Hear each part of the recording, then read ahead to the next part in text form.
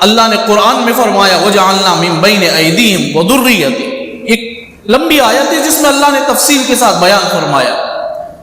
جس میں فرمایا اللہ تعالیٰ نے نبیوں کو تمہارے سے پہلے بھی اللہ نے نبیوں کو بھیجا، یہ رسول اللہ کو بتایا گیا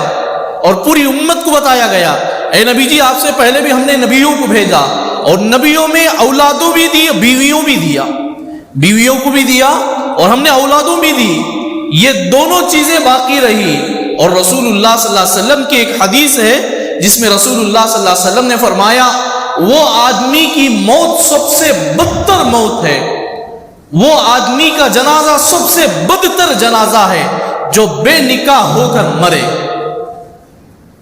نکاح کی طاقت ہو مگر نکاح نہ ہوئے مرے، نکاح کیے بغیر مرتا ہے، رسول اللہ نے فرمایا سب سے بری موت،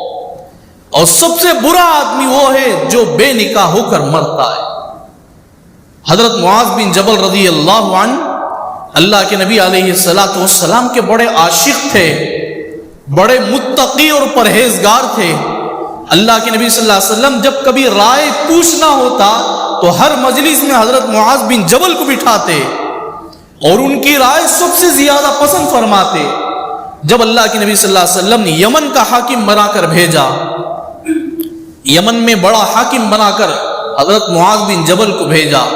تو اس وقت بھیجتے ہوئے ایک نصیحت کی، بہت سارے نصیحتیں کی، ان میں سے ایک بات یہ بھی فرمایا کہ معاذ جب تم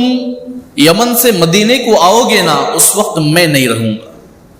میں دنیا سے اٹھا لیا جاؤں گا، میرے قبر پر آنا، میرے قبر کی زیارت کرنا ہے۔ جیسا بولے رسول اللہ ویسا ہی ہوا، یمن کے حاکم آپ کو بنا کر بھیجا گیا، جب واپس آئے تو رسول اللہ دنیا میں نہ رہے۔ لیکن حضرت معاذ بن جبل فرماتے ہیں اللہ کے نبی صلی اللہ علیہ وسلم نے فرمایا اس آدمی کی موت بدترین موت ہے جس نے بے نکاح ہو کر مرا، لیکن طاعون کی بیماری میں مبتلا ہو گئے، ایک بڑی بیماری میں مبتلا ہو گئے حضرت معاذ بن جبل، اور ان کی 2 بیویاں تھے صحت کے ساتھ۔ یہ حضرت معاذ بن جبل لمبی مدت بیمار میں تھے، مگر 2 بیویاں صحت کے ساتھ ہوتے ہوئے اچانک دونوں کا انتقال ہو گیا۔ یہ بیمار ہی میں مبتلا رہے مگر 2 بیویوں کا انتقال ہو گیا۔ اب حضرت معاذ بن جبل کا 2 دن باقی ہے زندگی کا، ڈاکٹروں نے حکیموں نے کہہ دیا کہ قریب آپ کا وقت ہے۔ حضرت معاذ بن جبل فرماتے ہیں صحابہ کو جمع کیا، اپنے ساتھیوں کو، اپنی اولادوں کو جمع کیے، فرمایا کہ کوئی عورت ہے مجھ سے میری بیماریوں کو بتا کر اور میری زندگی کے حالات کو بتا کر کہو کہ میں اس سے نکاح کرنا چاہتا ہوں، کیونکہ رسول اللہ نے فرمایا بے نکاح ہو کر مرتا ہے اس کی موت بدتر موت ہے۔ میں چاہتا تو یہ ہوں اگرچہ کہ میری 2 بیویاں اولادیں بھی ہیں اور دونوں دنیا سے رخصت ہو گئی ہیں، مگر میں بیماری میں مبتلا ہوں، پھر بھی رسول اللہ کی بات کا خوف ہے کہ بے اب نکاح نہیں ہوں، 2 بیویاں چلی گئی ہیں، اب میں تنہا رہ گیا ہوں، اگر اس حالت میں جاؤں، اللہ کے نبی نے فرمایا بری موت، اس حالت میں بھی اللہ کل قیامت کے دن پوچھے تو میں کیا جواب دوں؟ تو حضور علیہ السلام کی باتوں کا اتنا ڈر تھا، اتنا یقین تھا، اتنی اللہ کے نبی صلی اللہ علیہ وسلم کی باتوں میں محبت تھی، موت کے 2 دن پہلے بھی انہوں نے انتظار کی کہ کوئی عورت میری بیماری کو پہچان کر،